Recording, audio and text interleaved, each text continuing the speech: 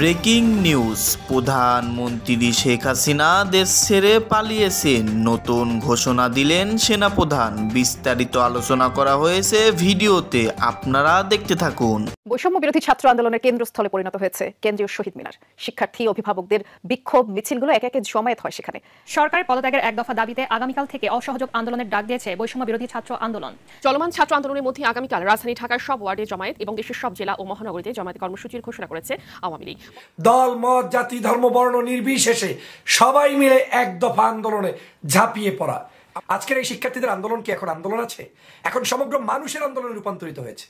আসসালামু আলাইকুম সম্মানিত দর্শক শ্রোতা, বাংলাদেশের শিক্ষার্থীদের কোটা সংস্কার আন্দোলন নিয়ে বাংলাদেশে কি হচ্ছে আপনাদের নতুন করে আর কিছুই বলার নেই। আপনারা সকলে এই সম্পর্কে অবগত আছেন। প্রধানমন্ত্রী শেখ হাসিনা যে কোনো সময় পদত্যাগ করে এই দেশ ছেড়ে চলে যেতে পারেন, কারণ শিক্ষার্থীরা আজকে সারা রাত আন্দোলন করবেন এবং কালকে অসহযোগ আন্দোলন করবেন পুরো দেশব্যাপী। সম্মানিত দর্শক শ্রোতা, যে কোনো সময় সরকারের পতন ঘনিয়ে আসতে পারে, এই সম্পর্কে বিস্তারিত একটি ভিডিও ক্লিপ রয়েছে, আপনারা শুনলে রীতিমতো অবাক হয়ে যাবেন। আপনাদের অনুরোধ করতে ভিডিও ক্লিপটি সম্পূর্ণ দেখবেন। বেশি কথা না বলে চলুন আমরা ভিডিও ক্লিপে চলে যাই, আপনারা মনোযোগ সহকারে দেখতে থাকুন। পতনের পদধ্বনি শুনে শেখ হাসিনা এখন নিজে বলছেন যে গণভবনের দরজা খোলা, আলোচনা হতে পারে। শিক্ষার্থীদের সাথে তিনি বসার খুব একটা আগ্রহ প্রকাশ করেছিলেন। যদিও আপনারা জানেন সকালবেলা তার এই আগ্রহ প্রচার হওয়ার সাথে সাথে সারা বাংলাদেশের সমন্বয়ক যারা আছেন তারা ধিক্কার জানিয়েছেন এবং তারা প্রত্যাখ্যান করেছেন। ইতিমধ্যেই সমন্বয়ক আসিফ ফেসবুকে পোস্ট করে বলেছেন যে এখন আর কোনো আলোচনার জায়গা নেই, খুন, লাশ, মানুষের হত্যার পরে আর কোনো গণভবনে আলোচনা হতে পারে না। এখন মানুষের আন্দোলন চলছে, মানুষই এটার জবাব উদ্ধার করবে। প্রিয় সহযোদ্ধা ভাইরা, আপনারা নিশ্চয়ই জানেন শেখ হাসিনা এবং আওয়ামী লীগের দাম্ভিকতা ধীরে ধীরে ধীরে ধীরে পতনের দ্বার প্রান্তে চলে এসেছে।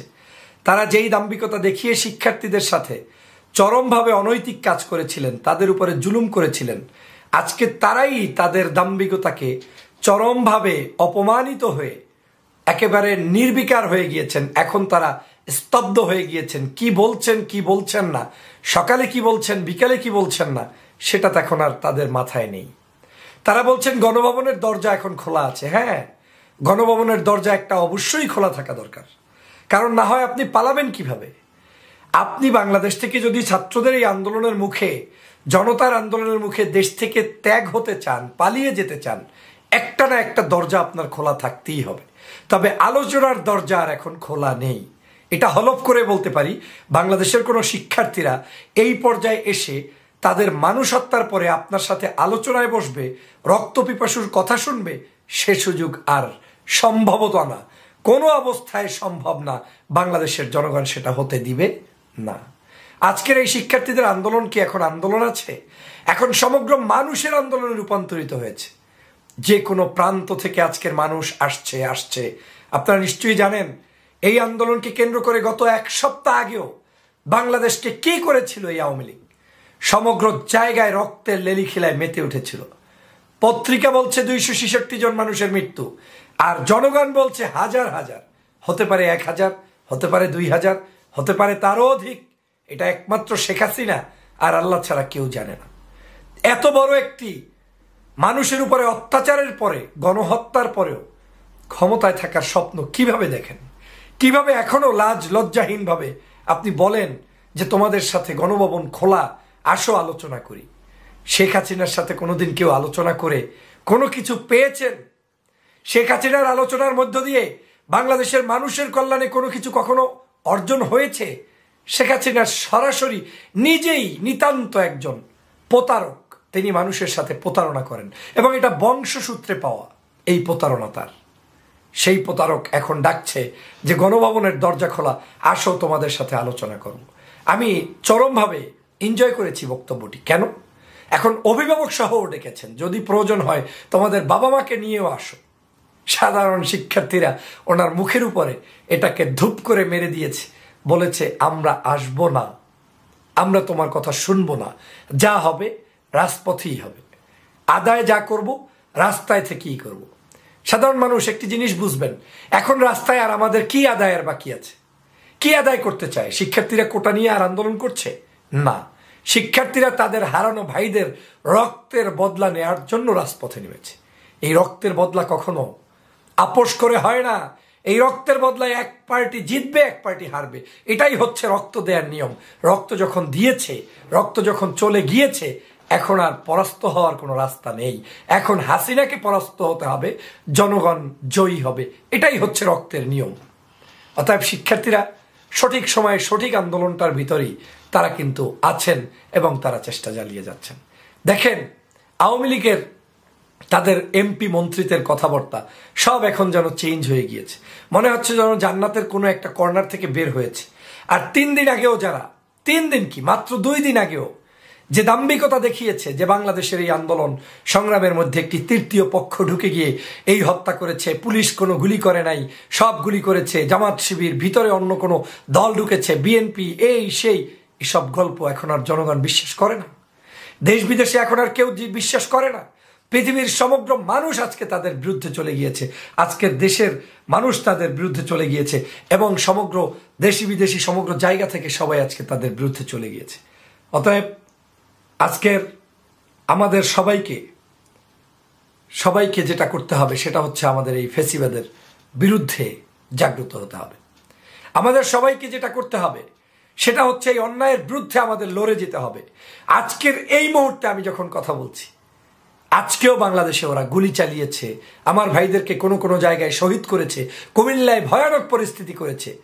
কিন্তু শুভ সংবাদ হচ্ছে সমগ্র ঢাকা থেকে শুরু করে ঢাকা, চট্টগ্রাম, কুমিল্লা, খুলনা, বরিশাল, এভাবে করে সিলেট, সমগ্র অঞ্চলগুলো, রাজশাহী সহ সব জায়গাগুলো এখন ছাত্রদের দখলে, সাধারণ মানুষের দখলে, নারীদের দখলে। নির্যাতিত নিপীড়িত সকল মানুষ এখন রাজপথে নেমে এসেছে মহাবিজয়ের জন্য, আনন্দ উৎসব পালন করার জন্য। এই আগস্ট মাসেই তারা বিজয় উৎসব পালন করতে চায়, যেমনটা 1971-এ একবার হয়েছিল। আজ আবার সেটা করতে চায় জনগণ, আজ আবার সেটা চাচ্ছে, কারণ জনগণ চায় যে বাংলাদেশের মানুষের বিজয় ছাড়া এদেশের জনগণের কোনো মুক্তি মিলবে না। এই ফ্যাসিবাদের গণভবনে আর কোনো মানুষের সমাধানের কোনো জায়গা নেই।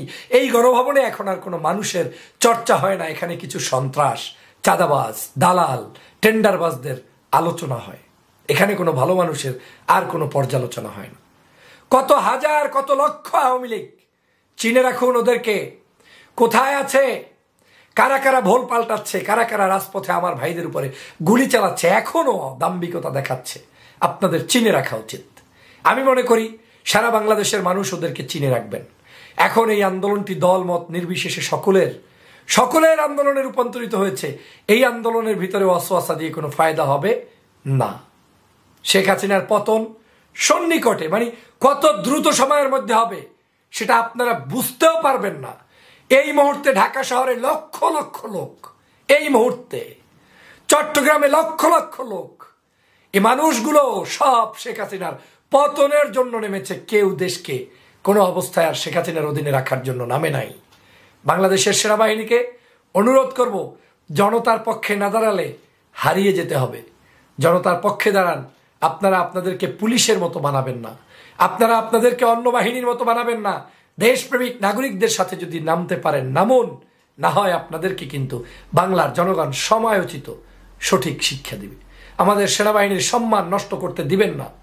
প্রিয় সহযোদ্ধা ভাইরা, দেশ বিদেশে যারা আছেন, শুনছেন, কথা শুনছেন, আমরা বলতে চাই, আমরা আর গণভবনে একা একা আর কোনো যাব না।